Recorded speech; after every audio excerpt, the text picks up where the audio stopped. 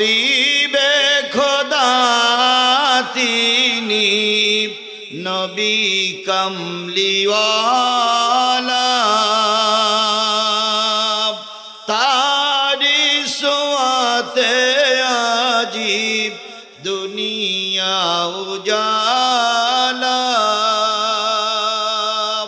তারি বিরহে দু চোখ অশ্রু ঝরায়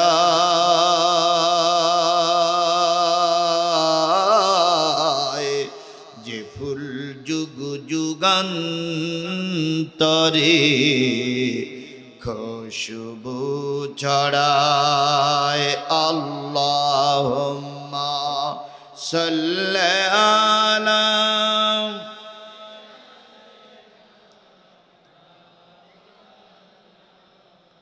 وعلى آل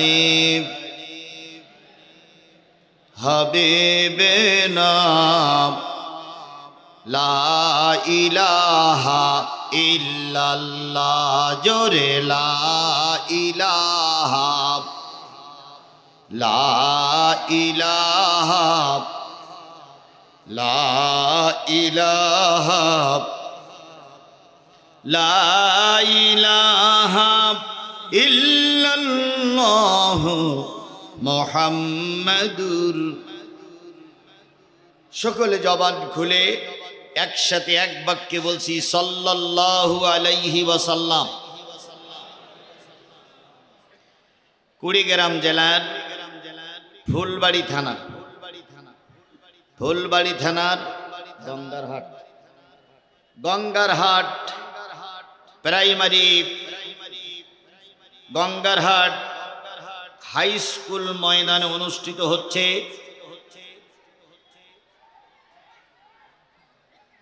কি ব্যবসায়ী সমিতির উদ্যোগে গঙ্গারহাট জামে মসজিদের উন্নয়ন কল্পে অনুষ্ঠিত হচ্ছে একদিন ব্যাপী তাফসিরুল কোরআন মাহফিল।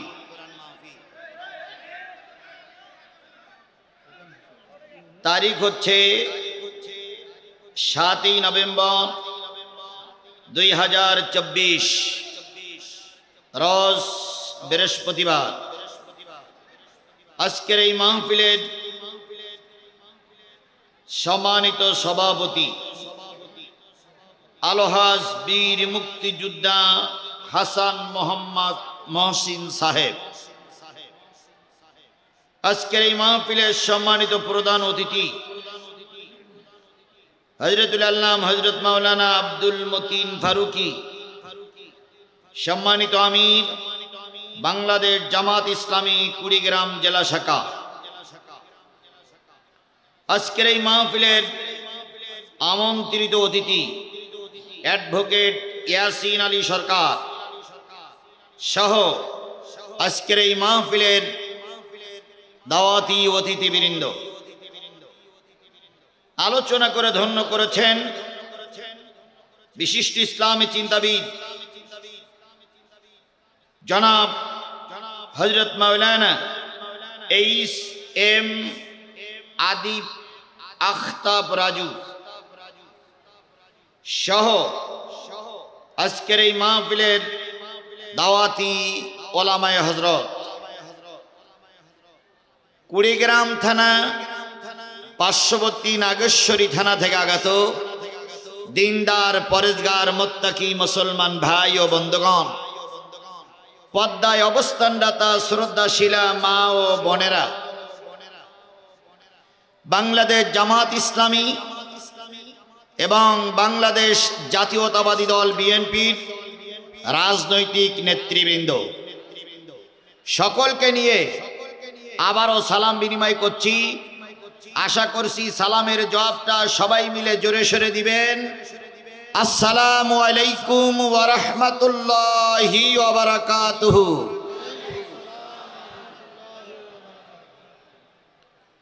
শুকরিয়া আদায় করছি সেই মালিকের, যে মালিক স্বাধীন সার্বভৌম একটা দেশে স্বাধীনভাবে আল্লাহর কোরআন বলার মতন পরিবেশ আল্লাহ তৈরি করে দিয়েছেন। সবাই মিলে বলুন আলহামদুলিল্লাহ। আজকে কতই অক্টোবর? আমার দিক খেয়াল করেন সবাই, কতই অক্টোবর? কত সাল? 7ই অক্টোবর 2024 সাল, 7ই নভেম্বর 2024 সাল। একটা বছর পিছনে ফিরে যান, 7ই নভেম্বর 2024। 2023-এ যদি এখানে কোরআনের মাহফিল করা লাগতো, এই মাহফিল করতে যেয়ে অনেক খড়কুটা পোড়ানো লাগতো। কথা বলেন ঠিক না বেঠিক? অনেক নেতার কাছে অনুমতি পাওয়ার আশায় বারবার ধর্ণা দিয়েও অনুমতি পাওয়া যেত না। আবার যদিও অনুমতি পাওয়া যেত, তাহলে ওনারাই ডিসিশন দিয়ে দিতেন কোন সাবজেক্টের পরে ওয়াজ হবে, বক্তা কোন আলোচনা করবে, ওনারাই আগের থেকে নোট করে দিতেন। কথা বলেন ঠিক না বেঠিক? রামপন্থী বামপন্থী নেতারা চেয়ারে বসে বসে আমাদের ওয়াজগুলো শুনতেন। যদি কোনো বক্তা একটু রিস্ক নিয়ে দু একটা কথা মুখ ফসকে অথবা ইচ্ছা করে বলে ফেলেছে, অনেক সময় ওই বক্তাকে রক্তাক্ত করে পিটাইয়ে পুলিশের হাতে তুলে দেওয়া হয়েছে। শুধু পুলিশের হাতে তুলে দেওয়া হয় নাই, বক্তাকে মেরে রক্তাক্ত করে হাসপাতালে পাঠানো হয়েছে। কথা বলেন ঠিক না বেঠিক? সেই দিনটা কি এখন আর আছে? জোরে বলেন, সেই দিনটা কি আর এখন আছে? এখন তত্ত্বাবধায়ক সরকার বলি, আর কেয়ারটেকার সরকার বলি, আর অন্তর্বর্তীকালীন সরকার বলি, ও সরকারের যিনি প্রধান ডাক্তার মোহাম্মদ ইউনূস বলেই দিয়েছে, কোরআনের কথা বলার জন্য কোনো অনুমতির প্রয়োজন নাই। তাহলে অনুমতি ছাড়াই আজকের এই মাহফিলে আসতে পেরেছি। কথা বলেন ঠিক না বেঠিক? দ্বিতীয় বৃহত্তম মুসলিম বাংলাদেশে কোরআনের কথা বলতে যেই আবার অনুমতি লাগবে কেন? আমরা স্বাধীন দেশে স্বাধীনভাবে আল্লাহর কোরআনের আলোচনা করতে চাই। কথা বলেন ঠিক না বেঠিক? যদি আমাদের এই কোরআনের মাহফিলে আর কেউ বাধা দেয় অথবা বাধা দেবার নিয়ত করে, আল্লাহর কসম বাংলাদেশের 17-18 কোটি জনগণ তাদেরকে উচিত শিক্ষা দিয়ে জুতা পিটা করে মামুর বাড়ি পাঠিয়ে দেবে। কিয়ামতের আগে আর দেশে ঢোকার চান্স হবে না।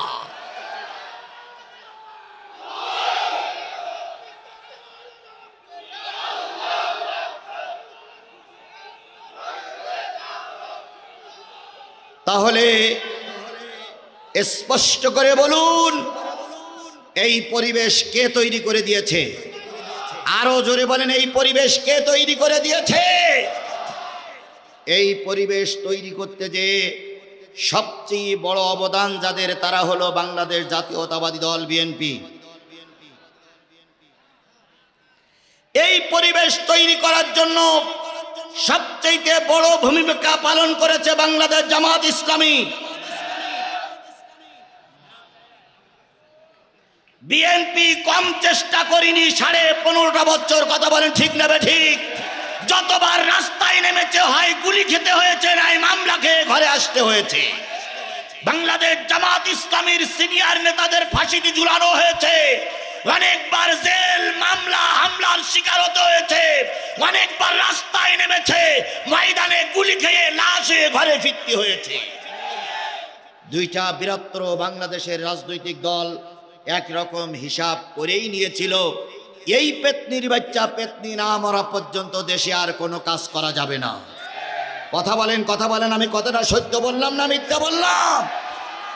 আলাইকুম ফিদ্দি। আমরা যখন একরকম হাল ছেড়েই দিলাম, আল্লাহ রাব্বুল আলামিন বলতেছে, বান্দা তোমার চেষ্টা শেষ, আমার সাহায্য শুরু। তাই হয়েছে না? এই কথা বলেন, তাই হয়েছে না?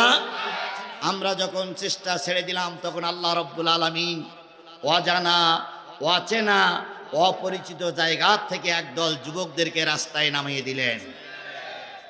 এই যুবকদের পরিচয় আমরা আগে কেউ জানতাম? জোরে বলেন, কেউ জানতাম? এরা আসলো সংস্কারের নাম করে। এক পর্যায়ে এরা রাস্তায় নামলো। এই জালেমের বাচ্চা আগের রাজনৈতিক দলদেরকে যেভাবে গুলি করে মেরেছে, এই জালেমের বাচ্চা জালেমেরা সেভাবে আমাদের ছাত্রদেরকে রাজপথে গুলি করে মারলো। ওরা ভেবেছিল যে 100 মারা গেলে আর ময়দানে পাওয়া যাবে না। ছাত্ররা যখন 100 মরল তখন আরো বিশ্ববিদ্যালয় থেকে রাস্তায় ছাত্ররা নামলো। পরের দিন আরো 200 মারা গেল রাজপথে, তারপর দিন আরো নামলো। কথা বলেন ঠিক না ঠিক? রংপুরের আবু সাইদের মতন যুবক 2 হাত উঁচু করে জীবন দিল। তার রক্ত রংপুরের মাটিতে পড়ার সাথে সাথেই গোটা বাংলাদেশে বিস্ফোরিত হলো প্রজ্বলিত আগুন। সেই আগুনের যন্ত্রণা লালি হানসিকা সহ্য করতে না পেরে এই নব্য যুগের নব্য ফিরাউনের বাচ্চা ময়দান ছেড়ে পালিয়ে যেতে বাধ্য হয়েছে। আমরা পেলাম একটা স্বাধীন দেশ। কথা বলেন ঠিক না বে ঠিক? ওনারা প্রায়ই বলতেন আমরা পালাই না, আমরা পালানো জাত নই। আমাদের নেত্রী পালায় না। এখন জনগণ জিজ্ঞাসা করে পালান না তা গেলেন কই? কোথায় আওয়ামী লীগ, কোথায় কাদের কাকা, কোথায় গেল ওই জালিমের গরম গরম কথা? কোথায় আওয়ামী লীগ, কোথায় কাদের কাকা, কোথায় গেল ওই জালিমের গরম গরম কথা? খেলা হবে, খেলা হবে, খেলা হবে বলে কাকা গেল পালাইয়া, শেখ হাসিনা পালাইছে দেশটা ছাড়িয়া। তাহলে বলুন তো এটা করার মূলে কার রহমত? আর একটু জোরে বলেন কার রহমত? তাহলে যে আল্লাহ পাক রহমত দিয়ে আমাদের দেশটারে কোরআনের পক্ষের একটা পরিবেশ তৈরি করে দিলেন, সেই আল্লাহর শুকরিয়া আসতে না জোরে? সকলে মিলে বলছি আলহামদুলিল্লাহ। আরেকটু জোরে বলুন তো আলহামদুলিল্লাহ। আল্লাহ বলতেছেন সাব্বাহা লিল্লাহি মা ফিস সামাওয়াতি ওয়া মা ফিল আরদ ওয়া হুয়াল আজিজুল হাকীম।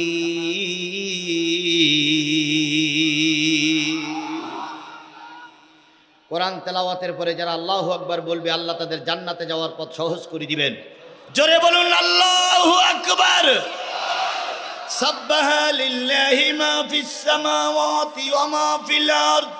আল্লাহ রাব্বুল আলামিন বলে বান্দা শোন, আসমানে যা আছে, জমিনে যা আছে, আসমানের নিচে যা আছে, জমিনের উপরে যা আছে, জমিনের তলদেশে যা আছে, এক কথায় কুল কায়নাতের ভিতরে যা কিছু আছে, ইচ্ছায় হোক আর অনিচ্ছায় হোক, তারা সকলে শুকরিয়া আদায় করছে আমি আল্লাহ।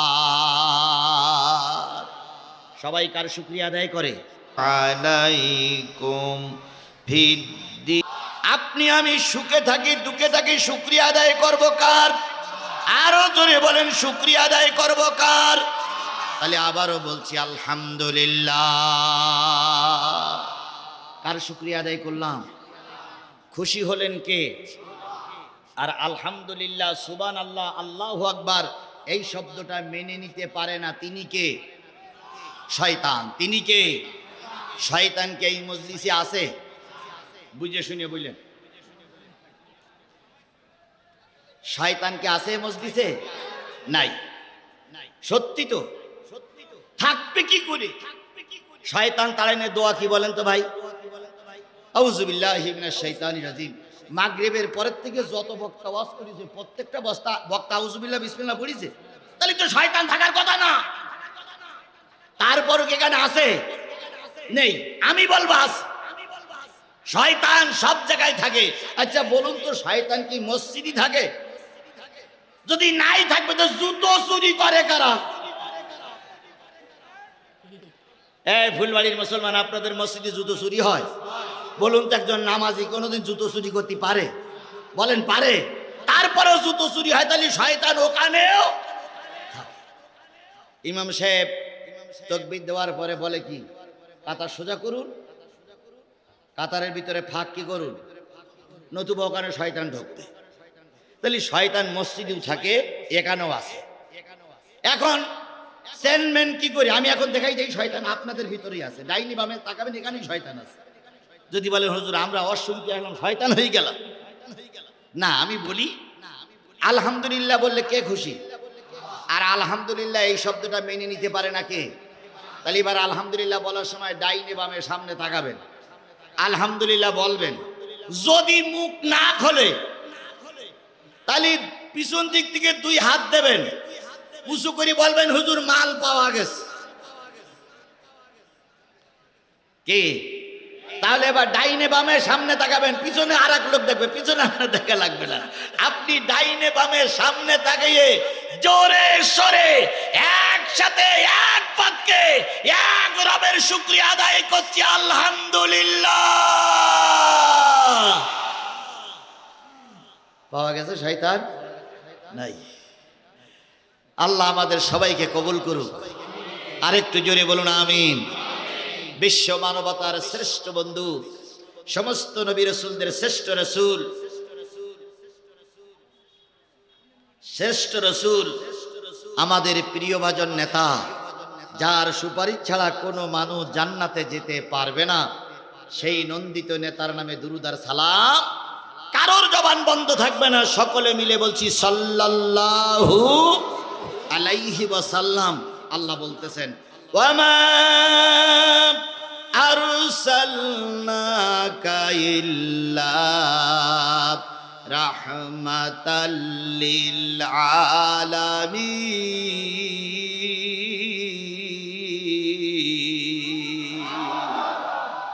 ওগো নবী, আমি তোমাকে গোটা পৃথিবীর মানুষের জন্য নয়, গোটা পৃথিবীতে যত মাখলুক বসবাস করে সকলের জন্য রহমত করে পাঠিয়েছি। রহমত মানে হলো দয়া। নবীজি ছিলেন অমুসলিমদের জন্য দয়ালু মানুষ, কথা বলেন ঠিক না বেঠিক? নবীজি ছিলেন ইহুদি খ্রিস্টানের জন্য দয়ালু মানুষ, কথা বলেন ঠিক না বেঠিক? নবীজি মুসলমানদের জন্য ছিলেন রহমত, পশু পাখির জন্য ছিলেন রহমত, ইহুদি খ্রিস্টানের জন্য ছিলেন রহমত। গোটা পৃথিবীতে যত মাকলুক এসেছে সকল মাকলুকের জন্য আমার নবী ছিলেন রাহমাতাল লিল আলামিন। আল্লাহ হলো রহমানুর রহিম আর নবী হলো রহমাতুল লিল। আলহামদুলিল্লাহি রাব্বিল আলামিন। আল্লাহ হলো গোটা পৃথিবীর জন্য রব, আর আমার নবী হলো গোটা পৃথিবীর জন্য রহমত। এই নবী ধর্মের কাজ করতে যে মাইর খেয়েছে না খায়নি, জেল খেটেছে না খায়নি, অত্যাচার সহ্য করেছে না করেনি। এখন কিছু কিছু লোক বলে নিশ্চয়ই অমুক হুজুরির দোষ, নতুবা জেলে গেল কেন? এরকম কথা বলা লোক আরো জোরে বলেন আছে না নাই? আমি বলি তাই যদি হয়, তুমি মুসলমান, তুমি বললে আল্লামা সাঈদীর দোষ ছিল তাই আল্লামা সাঈদী জেল খেটেছে, তুমি এবার হিসাব করো, তাহলে তোমার কথা মতন বোঝা যায় নিঃসন্দেহ আল্লাহর নবীর দোষ ছিল তাই নবী জেল খেটেছে। তাহলে বিনা অপরাধেও জেল খাটা লাগে, কথা বলেন ঠিক না বেঠিক? বিএনপির নেত্রী বেগম খালেদা জিয়ারে কত অপরাধ দিল, কত দোষ দিল, জেল খাটালো, জেলে রাখলো, তারপরে গৃহবন্দী করে রাখলো। ইউনূস সরকার আসার পরে পরেই সব মামলা থেকে তাকে খারিজ করে দিয়েছে। তাহলে ওনাদের কাছে ছিলেন উনি দোষী, এনাদের কাছে ইনি নির্দোষ, কথা বলেন ঠিক না বেঠিক?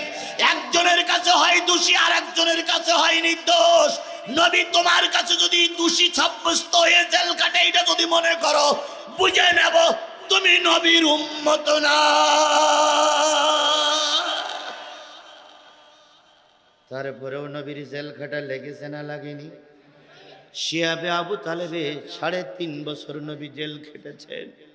সাহাবী আজমাইনগণ বলেছেন নবীর সঙ্গে আমরা জেলে গেলাম, সমস্ত খাদ্য সামগ্রী বন্ধ হলো, পানি দেওয়া বন্ধ হলো, ভিতরে যে খাদ্যগুলো ছিল কয়েকদিনের ভিতরে নিঃশেষ হয়ে গেল। বাচ্চাগুলো খাওয়ার যন্ত্রণায় এমন জোরে জোরে কেঁদেছে, মাইলের পর মাইল থেকে বাচ্চাদের কান্নার আওয়াজ শোনা গেছে। কত মানুষ থমকে দাঁড়িয়ে দাঁড়িয়ে বাচ্চাদের কথা শুনেছে, কিন্তু আবু জেহেল বাহিনীর মনে একটুও দয়া হয়নি। সাহাবী আজমাইনগণ বলেছেন, বেড়াকে খাবার নাই, বাবলার ছালগুলো উঠে উঠে আমরা চিবাইয়ে চিবাইয়ে খেয়েছি, গাছের পাতা তুলে খেয়েছি, শুকনো চামড়াগুলো চিবাইয়ে চিবাইয়ে নরম করে একটু পানি দিয়ে গিলে খেয়েছি।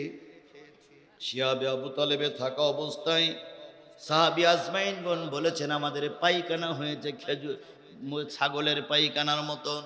5 দিন 7 দিন আমাদের পেশাব হতো না, কারণ শরীরে কোনো পানি না থাকলে পেশাবের আশা করা যায় না। এই কষ্ট করেছেন নবী কিসের দাওয়াত দেওয়ার জন্য? আরো জোরে বলেন, কিসের দাওয়াত দেওয়ার জন্য?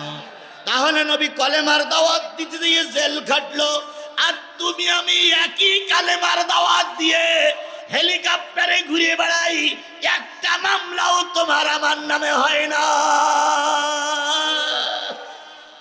নবীও যে কালেমার দাওয়াত দিছে, আমিও সেই কালেমার দাওয়াত দেই। নবী কালেমার দাওয়াত দিয়ে জেল খাটলো, আর আমি কালেমার দাওয়াত দিয়ে বিরিয়ানি খাই। তাহলে নবীর কালেমার আমার কালেমা নিঃসন্দেহ এক হচ্ছে না।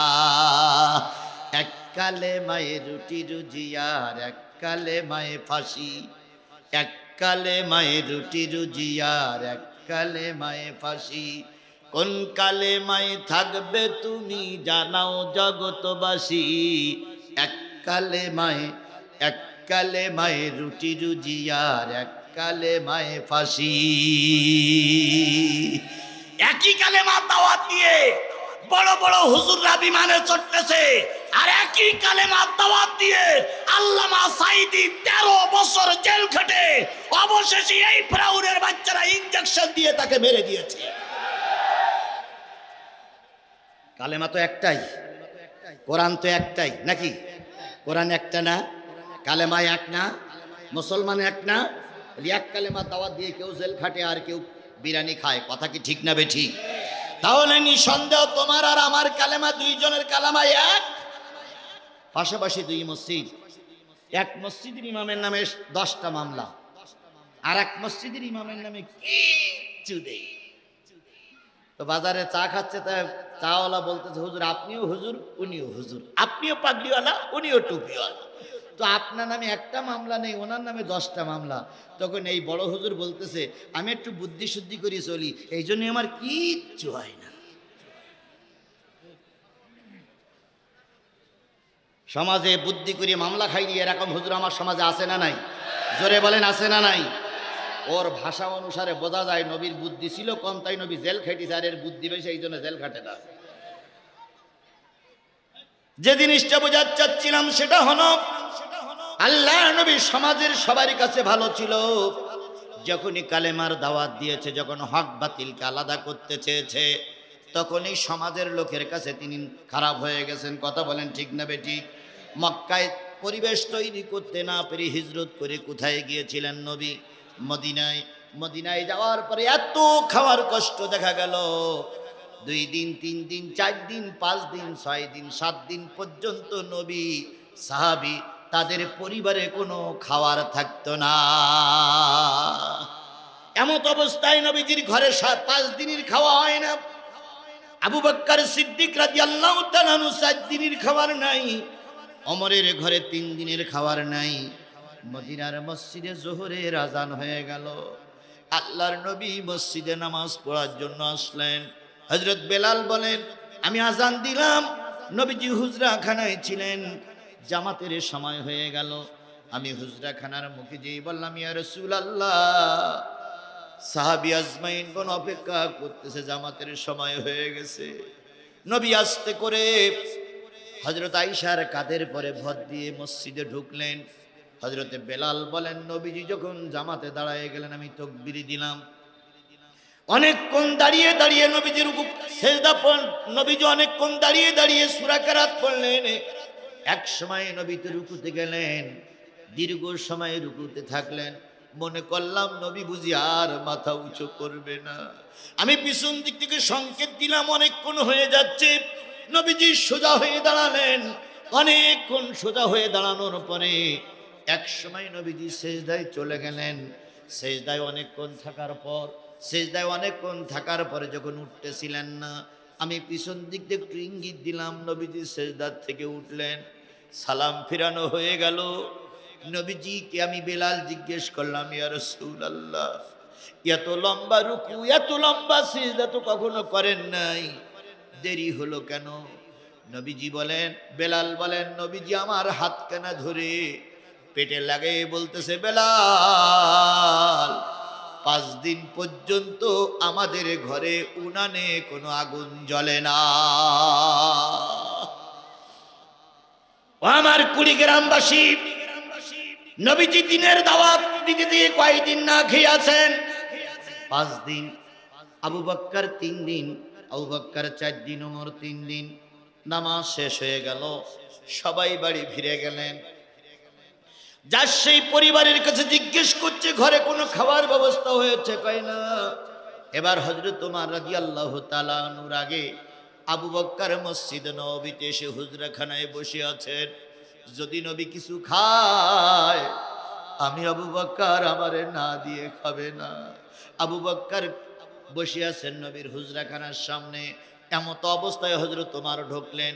ঢুকে দেখে আবু বকর বসে আছেন। জিজ্ঞেস করলেন, বড় ভাই এই সময় মসজিদে কেন? আবু বকর বলেন, ওমর ঘরে 4 দিন কোনো খাবার নাই, তুমি মসজিদে কেন? হযরত ওমর বলেন, আমার ঘরে 3 দিন কোনো খাবার নাই। তাহলে আবু বকরের ঘরে কয়দিন? ওমরের ঘরে কয়দিন? আর নবী কয়দিন না খেয়ে আছে? এই দুইজনের কথোপকথন আল্লাহর নবীর কানে গেলেন। নবী বাইরে এসে দুইজনকে নিয়ে বললেন, চলো আমরা কারোর বাড়ি মেহমান হই। এই মসজিদে বসে থাকলে পেটে রুটি আর খেজুর যাবে না। কার বাড়ির মেহমানদারি হবেন? নবীজি বলেন, আবু আইব মেহমান ছাড়া ভাত খায় না। আবু আইব মেহমান পেলে খুশি হয়, চলো আবু আইব আনসারীর বাড়ি যাই।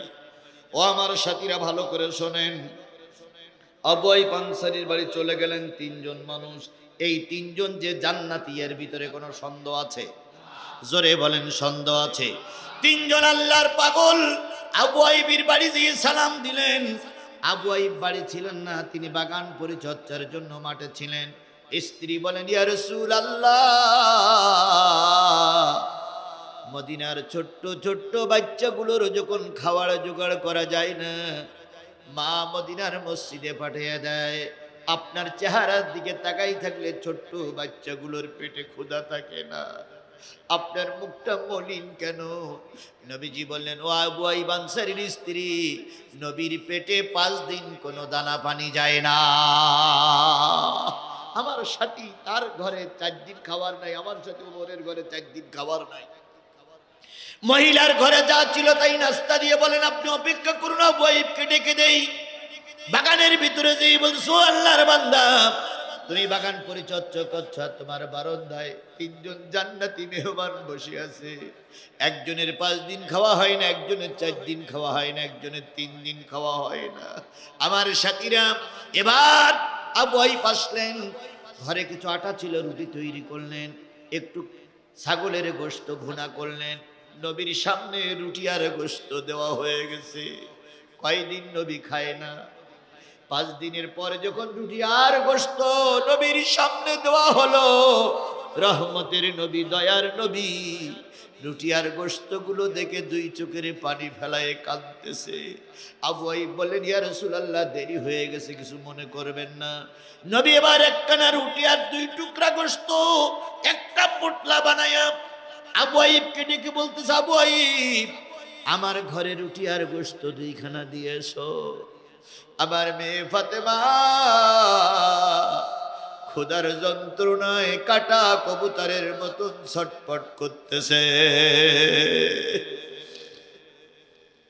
কুড়িগ্রামবাসী মুসলমান, আবু আইব আনসারী বললেন, ইয়া রাসূলুল্লাহ, আপনার চেহারার দিকে তাকাইলে আমার কষ্ট লাগে, আপনি দয়া করে খেয়ে নিন, তারপরে নিয়ে যাবেন। নবী বললেন, না, তা হতে পারে না। আমি যখন আসতেছিলাম মেয়ে আমার হাত কান ধরে বলতেছিল, আব্বু নিশ্চয়ই কারোর বাড়ি মেহমান আপনি হবেন, আপনি জগৎ বিখ্যাত মানুষ, সবাই আপনাকে আহ্বান করবে, খাওয়ার জন্য দাওয়াত করবে, কিন্তু আমাকে কেউ দাওয়াত করবে না। ও আমার বাবা, রকমারি খাদ্য যখন সামনে আসবে নিশ্চয়ই আপনি পরিবারকে ভুলে যাবেন।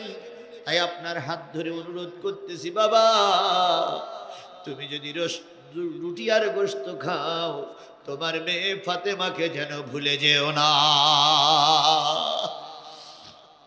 আমি আসার সময় মেয়ের মাথায় হাত বুলিয়ে পিঠে হাত থেকে বলেছি, মারে তোর বাবা যদি এক টুকরা রুটি আর গোশত খায়, আল্লাহর কসম তোরে না দিয়ে খাবে না। রুটি আর গোশত দিয়ে এসো। রুটি আর গোশত ফাতেমা কাছে পৌঁছে দেওয়ার পরে নবীজি আহার করলেন। তাহলে 5 দিন পর্যন্ত না খেয়ে থাকা আমার লোকটি নবীজি পরিবারের কথা ভুলে যান নাই। তিনি হলো আমার নবী। দলের কর্মীদের কথা ভুলে যান নাই, তিনি হলো আমাদের নবী। কথা বলেন ঠিক না বেঠিক? আর আমাদের দেশের মা জননী, আমাদের দেশের এক দলের মা জননী বাচ্চাদের রাজপথে ফেলাইয়া, বাচ্চাদের বিপদে ফেলাইয়া মা জননী পালিয়ে দাদার বাড়ি চলে গেছে।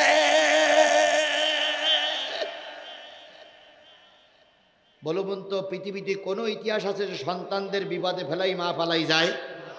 সন্তানদের বিপদে ফেলাই মা পালাই যায় এরকম কোন ইতিহাস পৃথিবীতে আছে? জোরে বলুন, আছে? একটা কুকুরের 7টা বাচ্চা হয়, তবুও কুকুর বাচ্চাগুলো সামলাই রাখে। আর আমাদের কি মা সব বাছুরগুলোরে ফেলাই রেখে গাই গরু দাদার বাড়ি চলে গেল।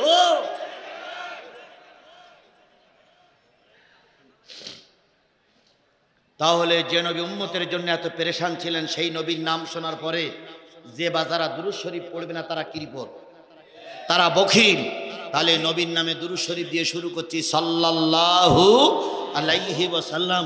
বন্ধুগণ, এই যে বিশাল জনতা, যতগুলো লোক বসে আছেন, আরও অনেকগুলো লোক দাঁড়িয়ে আছে, আপনারা বিভিন্ন জায়গার থেকে কষ্ট করে, মেহনত করে, ভ্যানে চড়ে, রিক্সায় চড়ে, মোটরসাইকেলে চড়ে কষ্ট করে এসেছেন কি আমাদের মুখ দেখার জন্য, আমাদের চেহারা দেখার জন্য, কি শোনার জন্য এসেছেন?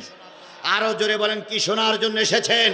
তাহলে আমি কোরআন থেকে সূরা হজের একটি আয়াত তেলাওয়াত করেছি। ওই তেলাওয়াতকৃত আয়াতের পরে যদি কথা বলি, আমাকে ফেলাই রেখে আপনারা কারা কারা চলে যাবেন একটু হাত তোলেন তো। আমাকে ফেলাই রেখে কারা? এই লোকটাই মনে হয় ফেলাই রেখে যাবে। আমাকে ফেলাই রেখে যাবেন না তো আপনারা? তাহলে আমি যেভাবে আলোচনা করছি, আমার আলোচনার ধরন কি আপনারা বুঝতে পেরেছেন? তাহলে এই কায়দায় আলোচনা চলবে। কোন ছাড়ছড়ের আলোচনা জিহাদি চেনে না, জানে না, জানতে চায় না। সুতরাং যে কথাগুলো আছে এই কথাগুলো চলবে। আমাকে সঙ্গে নিয়ে আপনাদের থাকতে হবে। কারা কারা থাকতে রাজি আছেন? 2 হাত উঁচু করে মালিকের দেখা। নারায়ে তাকবীর। আল কোরআনের আলো, আল হাদিসের আলো, তোমার নেতা আমার নেতা। হাত নামান। কারে দেখালেন? কি শুনবেন? আর আমি হাত উঁচু করেছি, কি বলবো? তাহলে আমিও অওদাবদ্ধ, আপনারাও অওদাবদ্ধ। আমি অওদা করেছি কি বলবো, আর আপনারা অওদা করেছেন কি শুনবেন। আচ্ছা, কুড়িগ্রামের মুসলমানেরা বলুন তো, যদি কেউ অওদা খেলাপ করে তারে কি বলে? জোরে বলেন, কি বলে? তাহলে আপনারা কি কোরআনের মাহফিল শুনতে এসে মোনাফেক হয়ে বাড়ি যাবেন, না মুসলমান হয়ে বাড়ি যাবেন? তাহলে টার্গেট নিতে হবে, মুসলমান হয়ে বাড়ি যাব। যতক্ষণ হুজুর মোনাজাত না করে আমরা কোনো অবস্থায় ময়দান ছেড়ে দেব না, দেব না, দেব না। আপনারা ময়দান ছেড়ে দিলে বাতিলেরা সুযোগ পাবে। কথা বলেন ঠিক না বেঠিক? আর এখানে সবাই যদি বাঘের বাচ্চার মতন আমরা হুঙ্কার দিয়ে বসে থাকি, কোন বাতিল মাথা উঁচু করার সুযোগ পাবে না। আগে মঞ্চ দখল করে রাখতো আওয়ামী লীগের নেতা কর্মীরা, আলহামদুলিল্লাহ এখন মঞ্চ দখল করেছে বাংলাদেশ জাতীয়তাবাদী দল বিএনপি এবং বাংলাদেশ জামাত ইসলামের নেতা কর্মীরা। এখন আর সাবেক সরকারের কোন নেতা কর্মী মঞ্চে ঢোকার চান্স পায় না, পাবে না।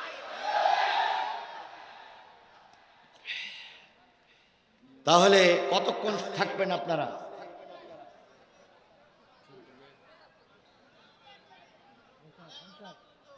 হ্যাঁ, 11:30। আচ্ছা, আপনার কথাই ঠিক, 11:30। তাহলে আর বাকি আছে হলো 40 মিনিট। 40টা মিনিট আমি আল্লাহর কোরআন দিয়ে আলোচনা করব ইনশাআল্লাহ। সবাই থাকবেন তো? যত সময় যাবে ততই আলোচনার বেগ বাড়বে। একটা ডাক্তারের কাছে গেছে ভাই, ডাক্তার দেখে শুনে 15 দিনের ওষুধ দিয়েছে। কয় দিনের? এখন যদি রুগী বাড়ি এসে মনে করে যে 15 দিন ধরে ওষুধ খাওয়ার সময় আমার নেই, আজকে রাত্রি সব সাবার করব, বলুন তো ও রোগী কি ফজরের আজান পর্যন্ত থাকবে না যাবে? তাহলে 15 দিনের ওষুধ কয়দিন ধরে খাইতে হবে? একদিনই খাওয়া যাবে না। আমি আপনাদের কাছে 15 দিনের ওষুধ নিয়েই আসছি, মাত্র 3 দিনের ডোজ দেওয়া হইলে এখনো 12 দিনের ডোজ বাকি।